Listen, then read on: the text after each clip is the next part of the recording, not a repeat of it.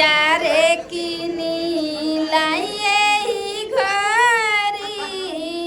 जाई बाजारे किनी लाइए ही घरी जाई बाजारे किनी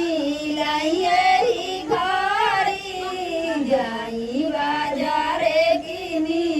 लाइए ही घरी रोज रोज गहना चढ़ावे के ना मिली रोज रोज गहना चढ़ावे के ना मिली रोज रोज गहना चढ़ावे के ना मिली